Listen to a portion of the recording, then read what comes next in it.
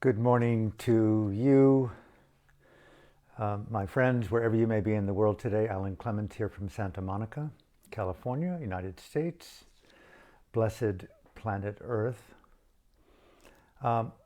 Today, May 24th, 2021, I sincerely hope wherever this finds you in your life, in your respective home, city, village, pray there is some way to get this into the prison camps around the world, labor camps, gulags, where those radical, beautiful-minded women and men who fight for freedom, our own freedom, who are unwilling to participate in the normalization of evil, can feel us bearing witness and supporting them. Welcome today. A beautiful, here in sunny Santa Monica, Los Angeles, a beautiful, sunny Monday. Today,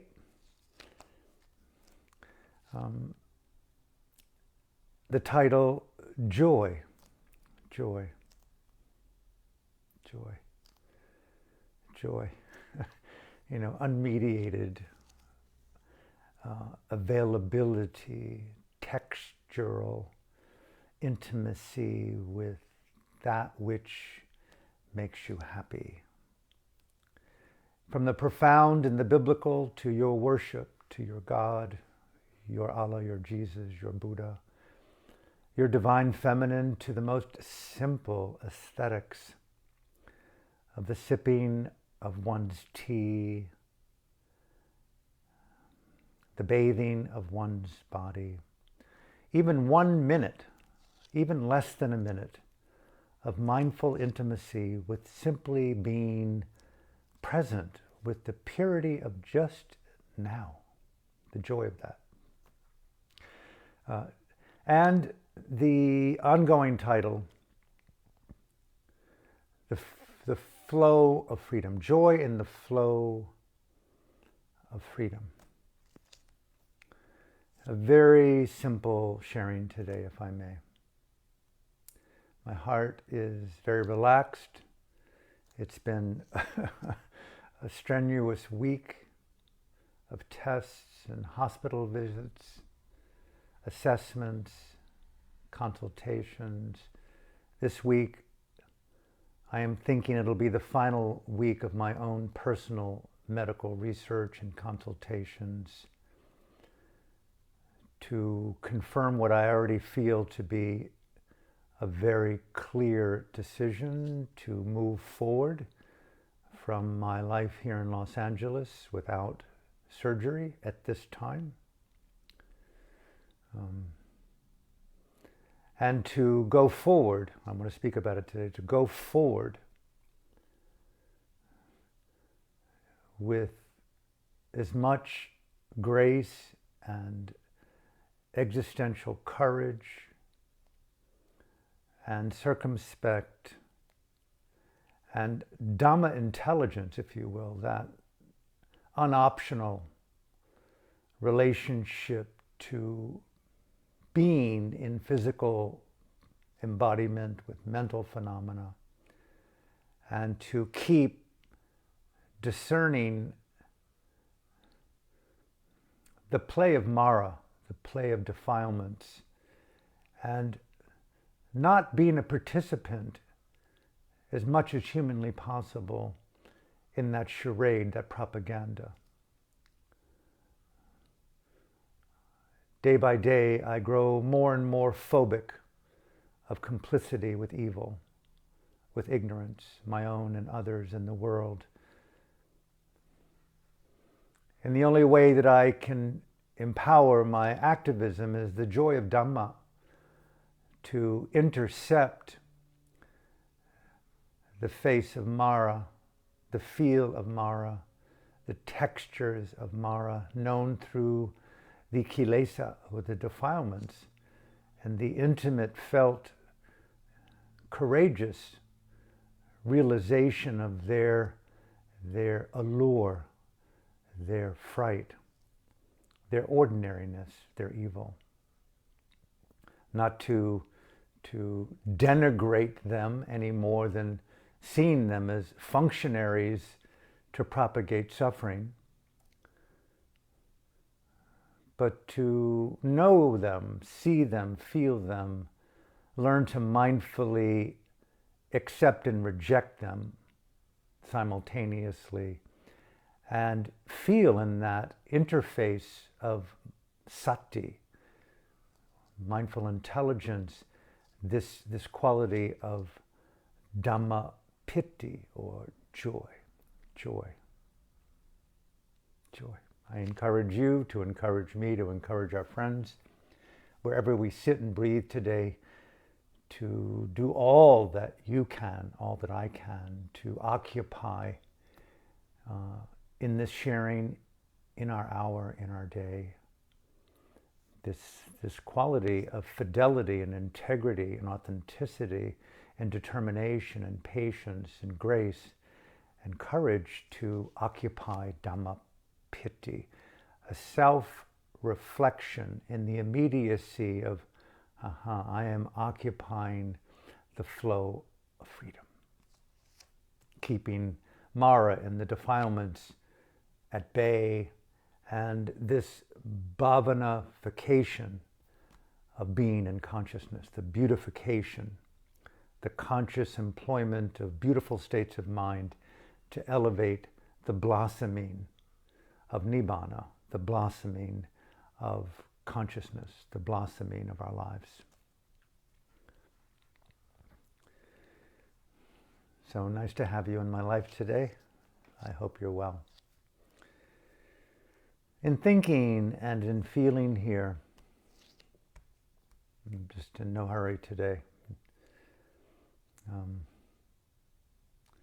reflecting on my weekend and yesterday specifically, talking to some of my favorite people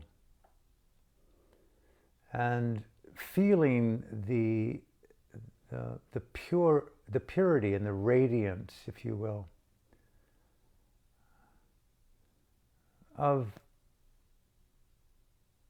I want to use the word, the gift of love, the gift of truth, the gift of safety, the gift of higher order purpose and meaning, that which makes our intimacies something other than ordinary, compulsory,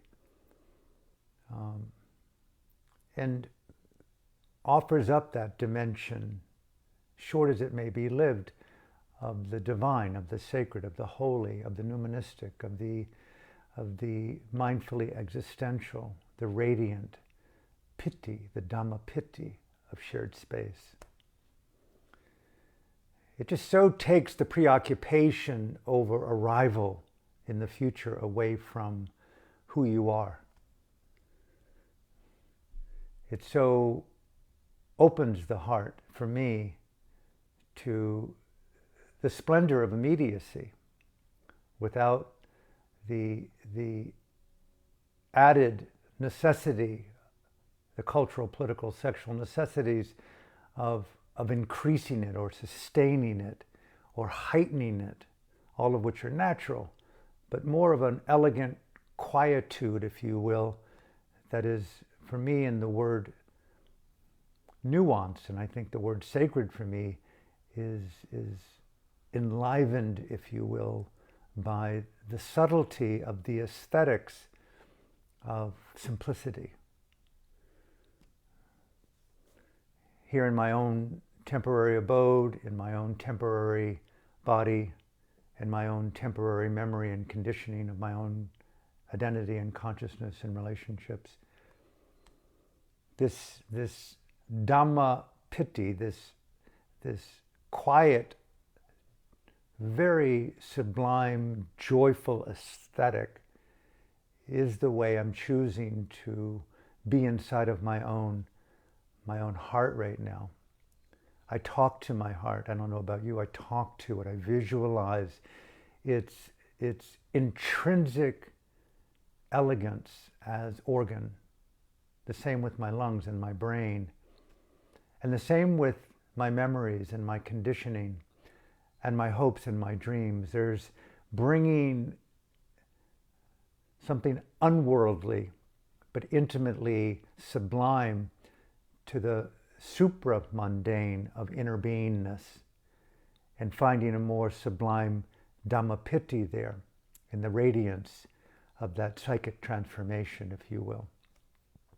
Subtlety, nuance, taking posture, pretense, the preoccupation of power and protection and fear and self-blame, and the hesitancy of heartfelt authenticity to empower the natural freedom of the way in which you kiss, the way in which you feel, the way in which you pray, the way in which you kneel, the way in which you live and breathe and gracefully die. Week to week, hour to hour, memory to memory, feeling to feeling, rebirthing with holiness. That's what I love about the teachings of Jesus and Christ and Christianity, and of course esoteric, intimate Buddhism. And the same probably is true for all of the great holy traditions, is that emphasis, that invitation to anoint, to ascend, to radiate, to illuminate, to holify, if there is such a word, sanctify the grace of the Spirit, that Dhamma Piti, and the flow of freedom there. And remembering that, to me, that's the word sati, remembering, memory of my sacredness, memory of my holiness, memory of my own ongoing river of nibbana. I don't see it as an object to pursue as much as a radiant cognitive river flow to be in the natural rhythm of that stream. An arrival in the immediacy of an unconditional freedom, and the arrival of that river's current into a more innate, primordial, nibbanic freedom. Taking death out of living, taking aging out of living, taking fear out of living, taking Mara out of living. I see you, I love you, I wish to grace you with non-grasping. And talking to these special people, and I'm blessed to have so many blessed women and men in my life. I wish I had more beings to be able to talk with them more frequently. You know who you are, and there are new ones being born each hour, each day. I'm just blessed. I feel blessed today. And talking to one very beloved friend,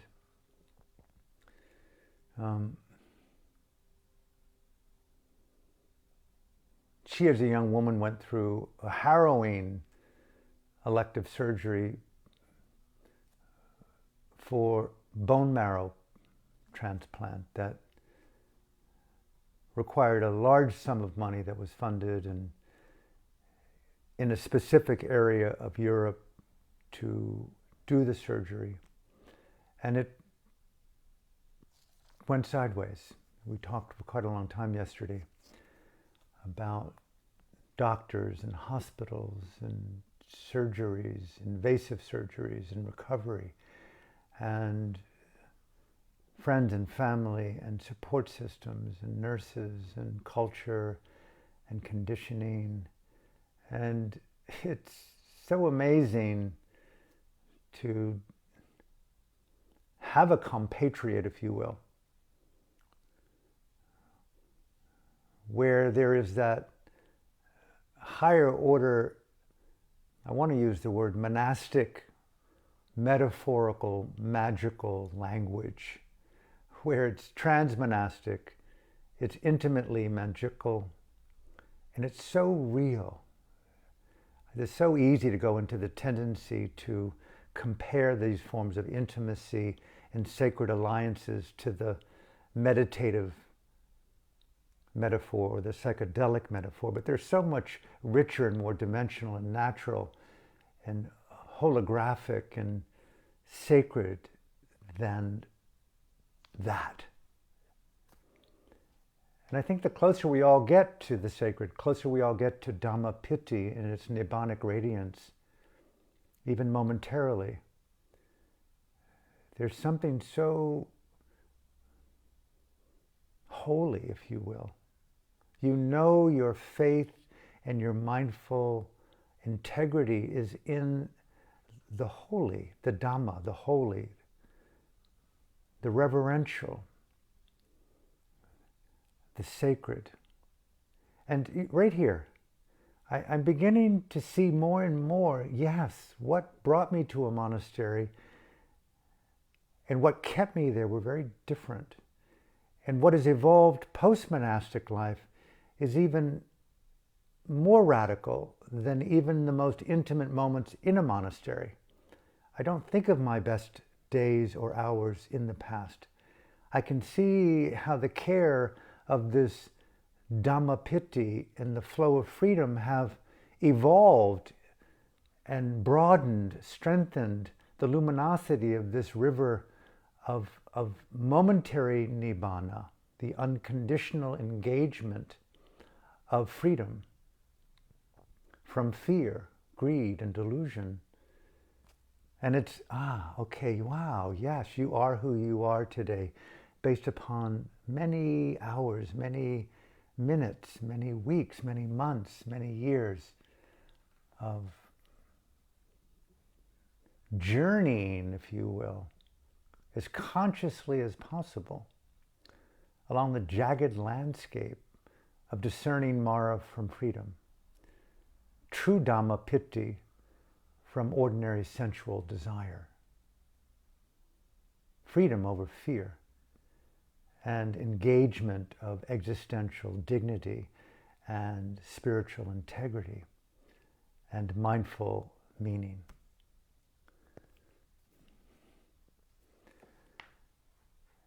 And she shared with me the years that she spent in intensive care units, on IVs, on invasive procedures, high doses of radical pharmaceuticals that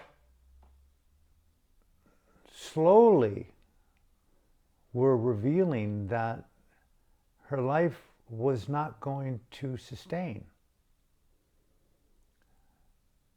And death was all around in the eyes of friends and family.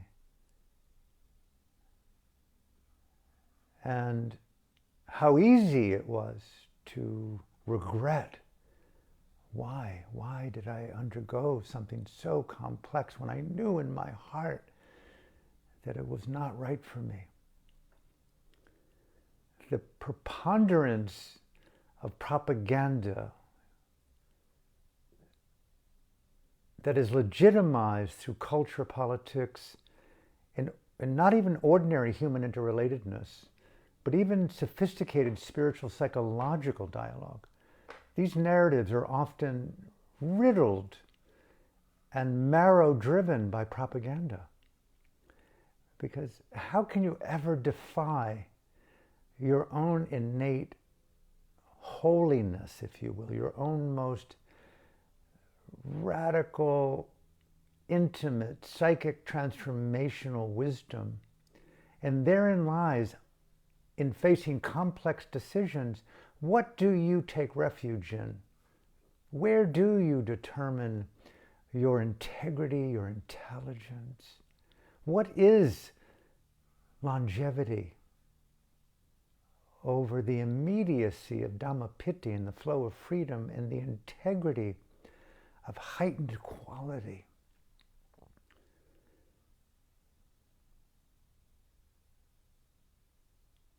I think of the Buddha's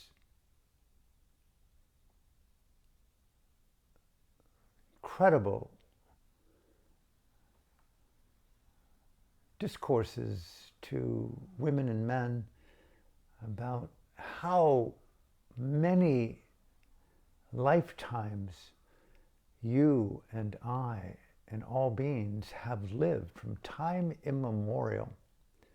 This cognitive flow of what appears to be lawful causality, conditions, in conditions, this thing known in Abhidhamma as paticca samuppada, the causal conditions for the re-arising of conditions. And these conditions arising from time immemorial, having cried more tears, shed more blood over these countless incarnations, over the loss of love and life and limb and family and self. Essentially pointing to, here we are, these existential embodiments of infinity with what appears to be these lawfully interacting for a temporary period of time conditions that allow us to remember our name and each other sometimes until you get dementia or Alzheimer's. Then we understand how cognitively conditioned we really are. Even the people who are the most enlightened with Alzheimer's can forget their own enlightenment. We are embedded creatures in this infinite causality. And to enter that through whatever means needed to consecrate your own love of divinity and the sacred, the nuministic, your own goddess Christ, offers not only just sacred solace, if you will, within the storm of samsara, but a deep, abiding, engaged refuge of meaning. There's nothing that we cannot encounter when we occupy, for me, the river of Dhamma and associate psyche and subconsciousness and source, those three dimensions of being, with piti, with joy. I'm not talking here only about the taste or the touch of something that brings a sense of happiness or gladdens the mind, but there's the joy of truthfulness, the joy of integrity, the simplest joys of knowing that we're living in the most refined possible state of self-respect. We may not be applauded, we may be alone in our flat, we may be hungry for meaning, but there is that place in us that knows that our Dhamma is the theology of our soul. And there is meaning there despite life and death and circumstances and horror and war and rape. Therein lies this Dhamma grace, this Dhamma piti and the flow of freedom. I take refuge there. And coming to the end, we were talking further of this process of hanging out in a hospital room in recovery. You and your own mind, body, and it not working out the way in which the pundits of the medical profession had said it would. Even with some alignment to complications to cover themselves from lawsuits and their own integrity. And she was saying that she so longed in her heart to return home.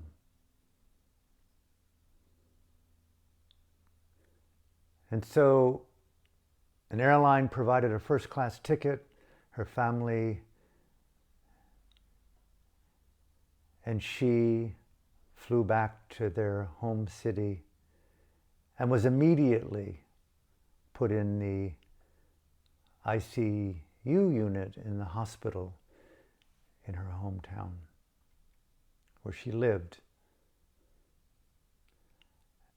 And it was amazing to me to listen and see her animate the experience of what it meant to be around people whom she saw that she lived for.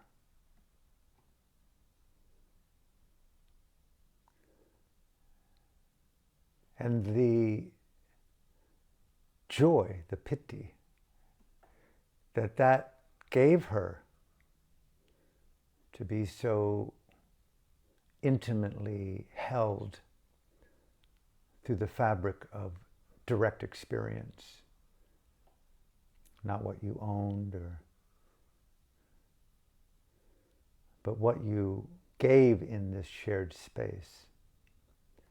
And I'm thinking of that today, more and more so as I move forward in my life, God willing, and you too, of how much do we commit, that's what I want to say, what is our commitment to creating the church that we may go to on our holy day as a way of living and breathing in our own home and body, where we abide and move with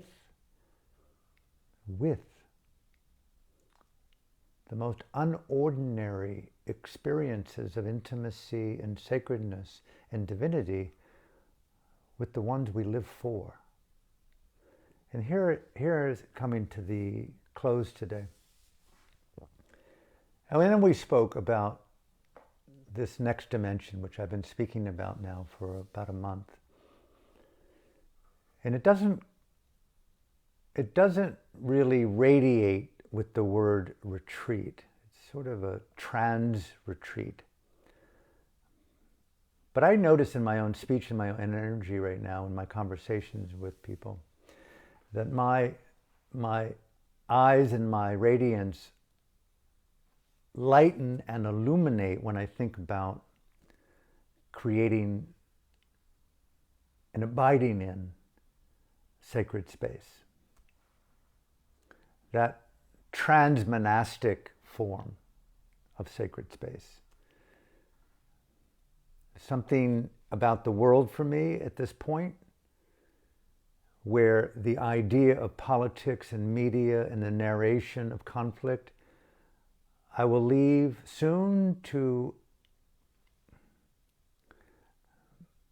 another generation. And will move into, God willing, a communal sacred space. Pray by warm water and sun to anoint this innate, which my friend was telling me, this innate process of healing by following the flow of freedom and co-associating that river flow with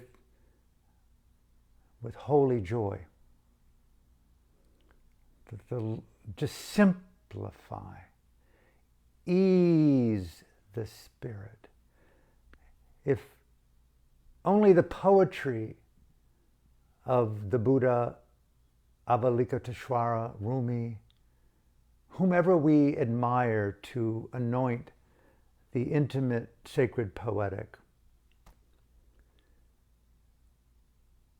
This is that invitation for myself to bring into clarity, fidelity, manifestation, that healing environment. And there's something in that envisioning process that in itself is the very point of what I'm trying to get to today, Dhamma Piti. Giving myself joy, giving myself intimate spaces to elevate,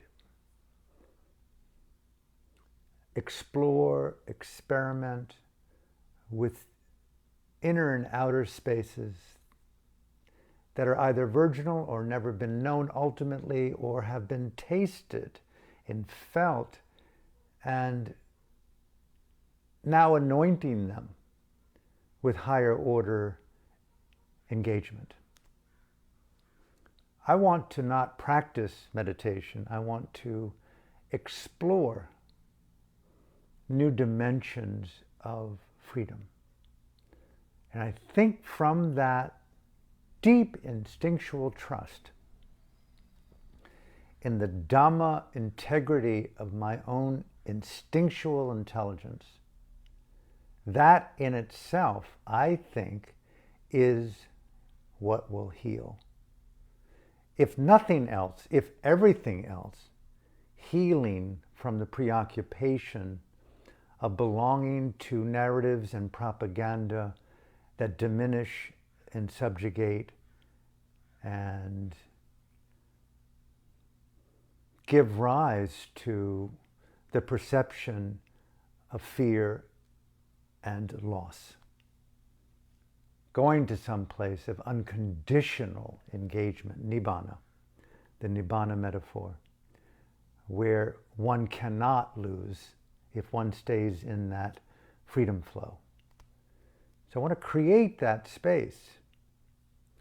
I have tremendously nuanced production skills. I treasure this high wire act of spontaneity that comes by unprepared naturalness. Learning how to meditate out of the box of training and technique. Asymmetrical wonderment, where just when you least expect the arising of epiphany, there's that more radical smile of Dhamma rapture, not just ordinary joy, where you go, wow, okay, cool. Document the evidence of your liberation. And to bring girls and boys together who are the ones that want to explore the secret things and make them jewels in our own heart and mind, in our free-flowing temporary sangha for a month or more. And create something unique to me and to you that gives us a much more heightened sense of purpose and Dhamma meaning, and offers the fertility of individual and shared access to Nibbana. I'm not speaking here of the Nibbana of permanently, overcoming these forces of Mara or Kilesa that are in the substratum of being. Maybe. But more in the momentary proximity of engaged, unconditional presence that is in the free flow of freedom in that river, if you will. That river of Nibbana. Nibbana as infinitely holographic verb rather than destination object. Here, I trust in the healing. I call it Dhamma healing. In the visualization of a free-flowing body and mind, lungs and heart. Bringing as much joy as humanly possible to the space. The bhavana image of consciousness as flower, beautifying inner being and shared space, and not necessarily excavating the darkness between the petals as a means of opening the flower and enjoying the fragrance of pure being. Space doesn't invite fragrance to co-occupy space. Fragrance and space coexist in an intimate field of transparent unconditionality. I want to live in that unconditionality before I die, if I die, if you die, when you die, when we're reborn, and optimize what has often been said, the preciousness of a human birth. I don't know what else is more important at this point than to create, co-create that super sacred environment in which we pray, we commit, we dedicate it to relaxing our hold, responsibility on the world. Isn't that what the retreat environment is? Isn't that what sacred ceremonies are without the ceremonial pomp of them? Isn't that what the purity of the access to heightened co-creative states of consciousness? Isn't that what sublime and divinity and anointing our own intrinsic holiness with the intelligence of knowing how to increase the radiance of consciousness, mindful intelligence, knowing how to increase the radiance, knowing how to increase the nibbana radiance of consciousness?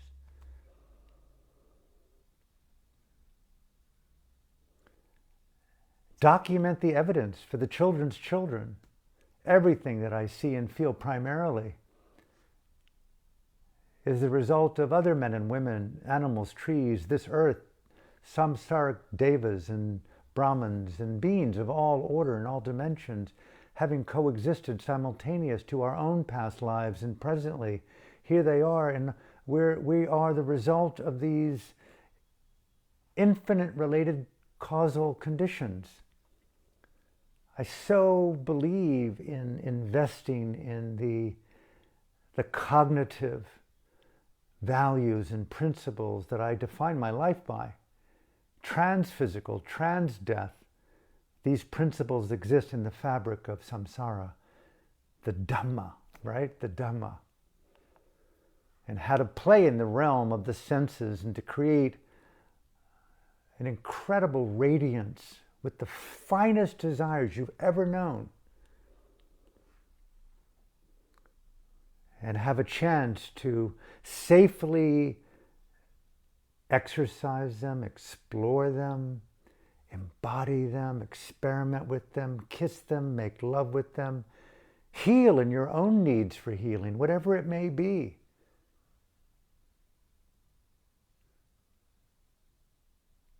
Empower whatever those deeper Dhamma forces driving you and me individually and together towards a higher radiant safety, refuge, awakening, even an enlightening beyond dukkha, beyond suffering. That thought itself to me is so amazing.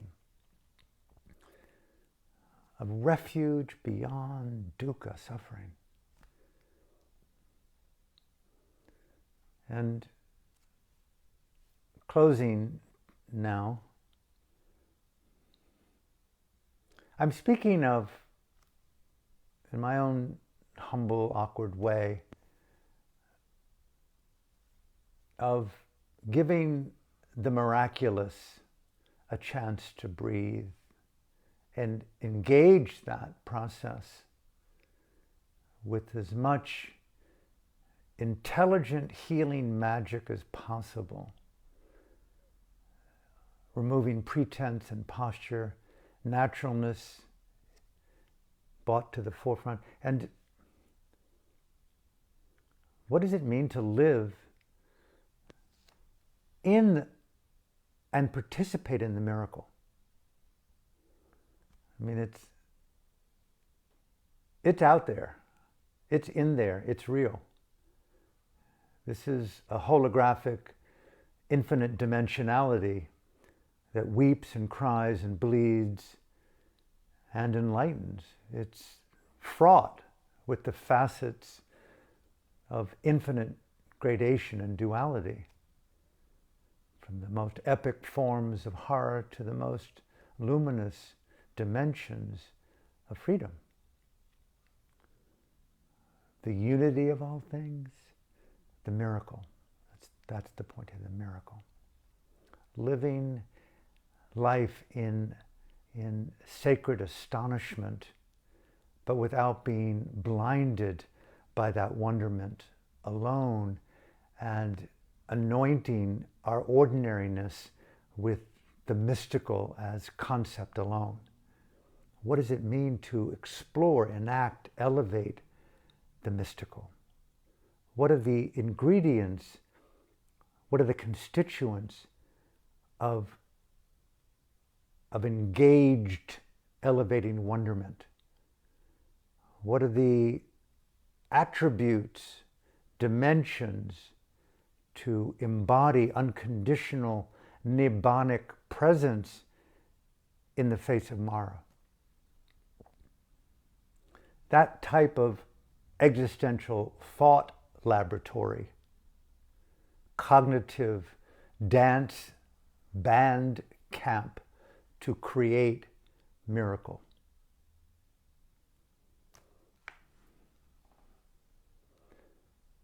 I am deeply drawn by the miraculous.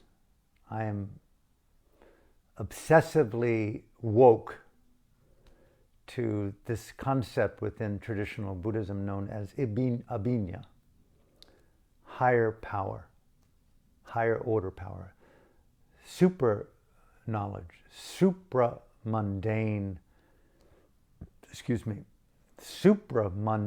capacity.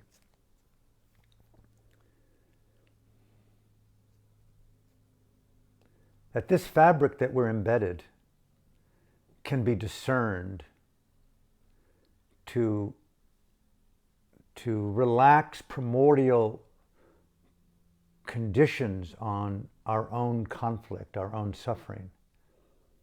That the Four Noble Truths exist as an experience is just breathtaking to me. That in itself is pure miracle, that it's been discovered and shared by the Sanghas throughout eternity and history, and in our own humble way as lay practitioners of embodying the Four Noble Truths. But the miracle, the healing miracle,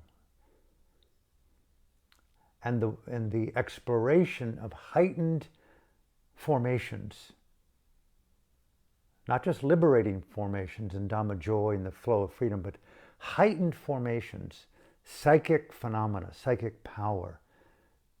And herein lies where I'll close.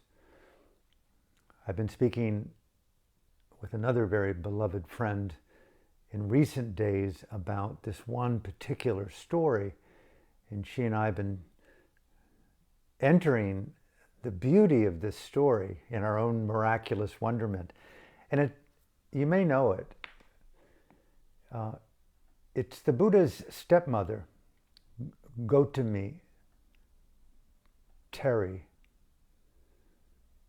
His birth mother died upon his birth, and his stepmother took over his care. She eventually became a nun. She was the oldest of nuns. 120, it said in the text. And at the very end of her life,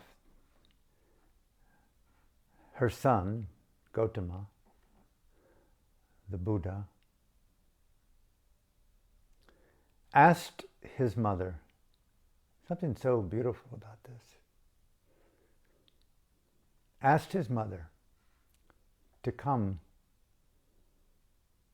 And she brought it said in this discourse attributed to the Buddha, she brought her family of women friends, her own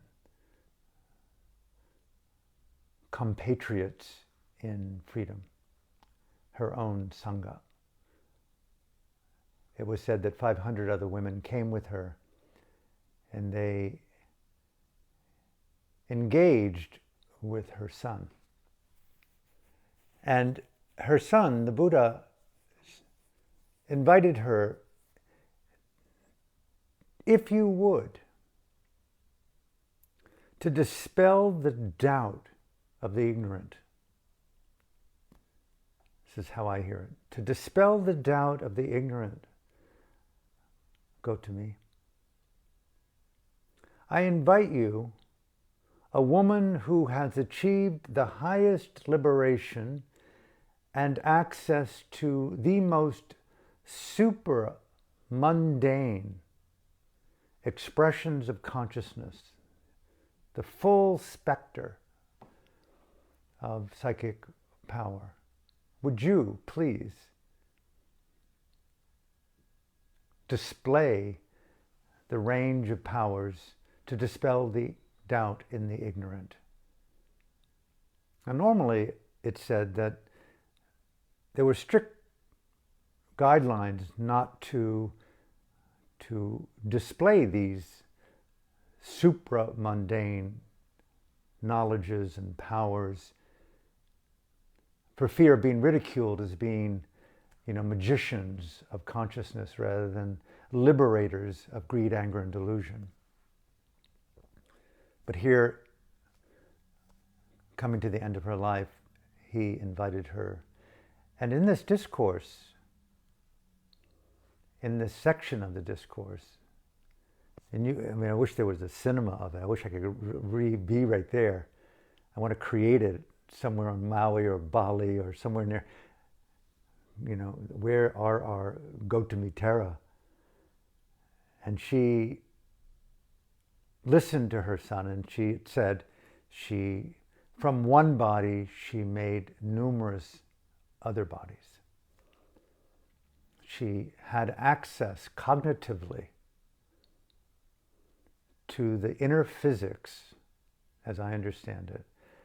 She had mindful access to the causal conditions to enact inner physics sufficiently enough to take the intelligence of one body that is now obvious to you and to me, but to exercise the most intimate existential control of the conditions of being and duplicate the body. I mean, the evidence of life recreating through birth is one thing, pure biological intelligence, but cognitive, psychic, existential, nibbanic intelligence, the womb of eternity in an infinite, limitless space, guided by the causality of nibbanic intelligence, with mindful skill, having that level of control. It's just way beautiful. And so she's duplicating her bodies, and then she takes the multiplicity of bodies and brings them all back into one. And then she begins to fly through the air, disappear altogether, go from a solid fixed entity into the earth itself, traversing things that look solid, but through the psychic, intelligent ability to coalesce at an intimate vibrational level to the atoms of what appears solid and defy the reality of that perception. And it's like, again, it's playing consciously with the notion of Dhamma miracle, known by the Buddhist psychological term, abhinya. I mean, obviously, well, not obviously, but the the Buddha often talked about the most incredible miracle is the intelligence required to transform Mara, kilesa, defilements, greed, anger, and delusion, and all their nuances, to remove them from the causality of existence itself within one's own nama-rupa field, one's own mind and body. I mean, think of that as a miracle, to absolutely know in our own heart that you have overcome all allure and fear, greed and delusion. You have arrived at unconditional nibbana. I called it the arhat state in classical Buddhist teaching. It's so cool. I'm so ripe, so ready, so there, so want to be in intimate proximity to the people where these things happen. I mean, here we have a shared theatrical, cognitive, Dhammic theater play going on with the Buddha and his mother and 500 women and the Buddha's friends. And then she manifests in different physical forms, very different from the form of her as a woman nun. And then she stops the display of the abhinya.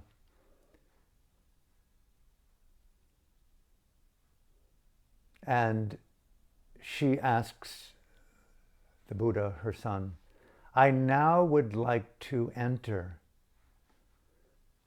parinibbana. I wish to exit engagement, as liberated as it is with form and context, and enter this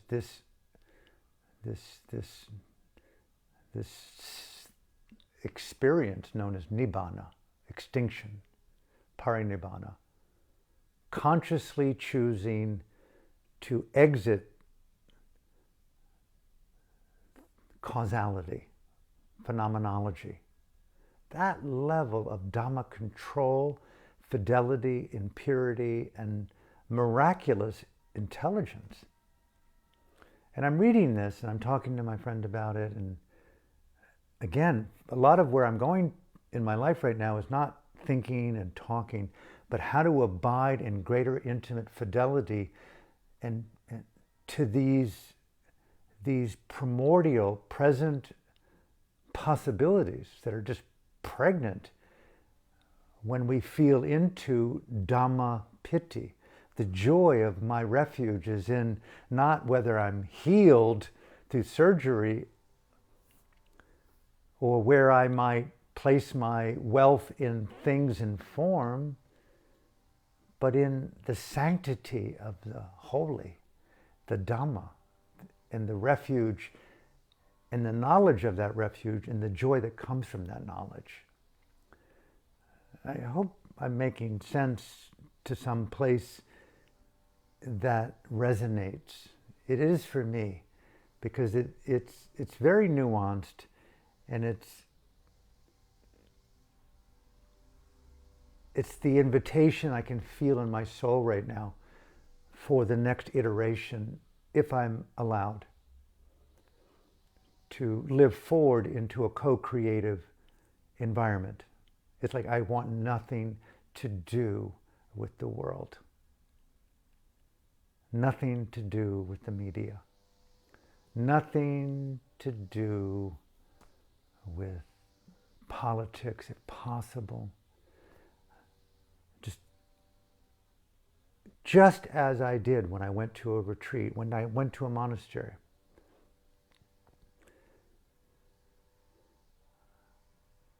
That sacred, silent, beautiful, poetic, that just puts everything we've ever done, not wrong, but just slightly back in the closet of what has been done.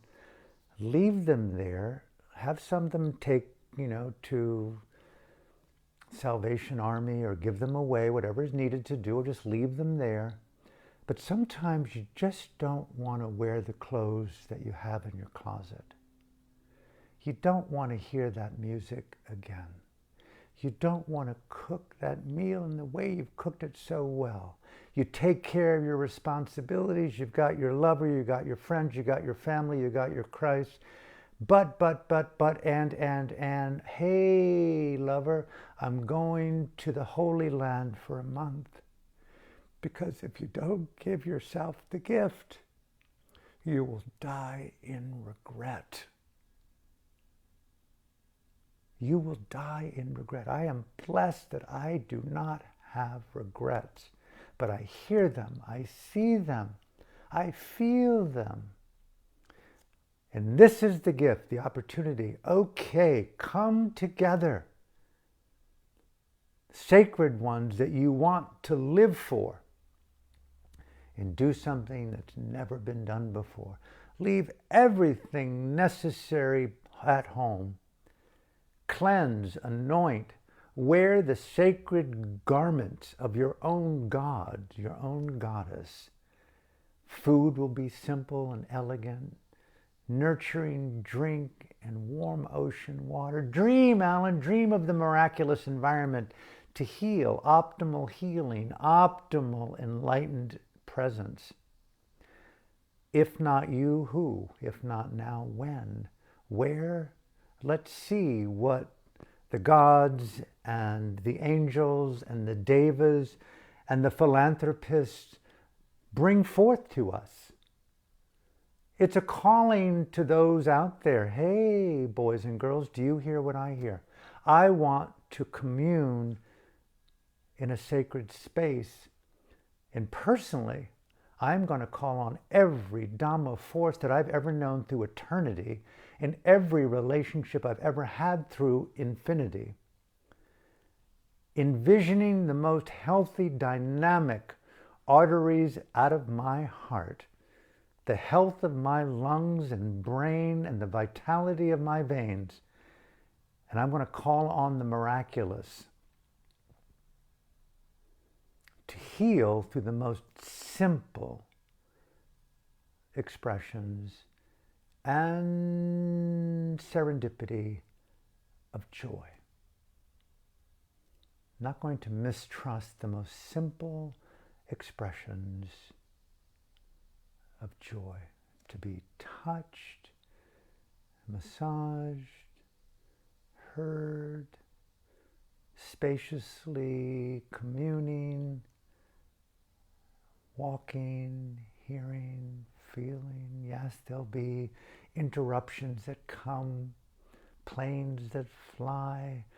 Who knows the insects in the land? But given the context of humans on planet Earth, in present day May, June, July, August 2021,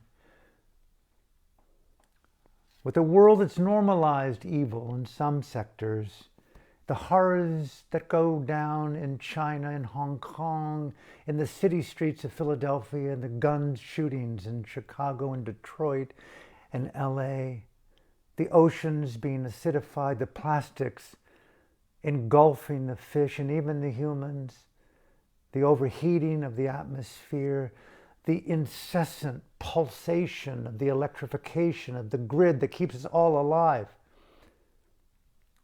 Setting it aside. Gautami, Terry, Mother, please come. Let's dispel for a moment here the ignorance and the doubt from those who are the disbelievers. And at the end, she concluded, I have done what you've asked, and now I ask to take leave and to enter my ultimate Dhamma dream, Nibbana. And it said, I was reading it this morning, she entered the first absorption, the first jhana, the second absorption, the third jhana, the fourth jhana, the fourth absorption, and then back down and up and in, these states of directed, focused engagement, and the types of joy that come from that. Those meditators who have achieved those states know that.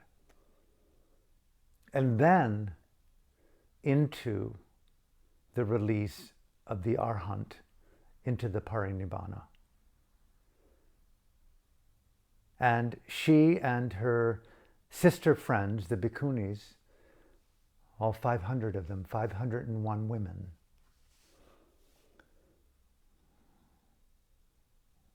physically died by consciously entering nibbana, the complete and utter destruction of the kilesas, as I hear it in my understanding of these teachings.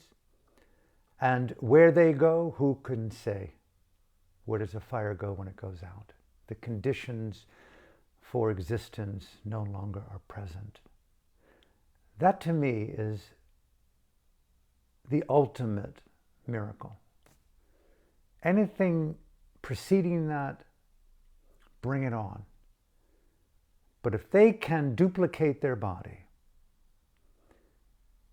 they can fly in the air, certainly I can try my very best, consciously and meditatively, to increase the vitality of my heart and my health and my arteries, normalize them possibly, and in that process, create Dhammapiti, the true nutrient, the true, for me, immortality, the true nutrients of the holy.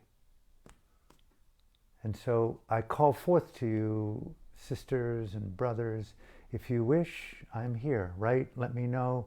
This time is coming soon.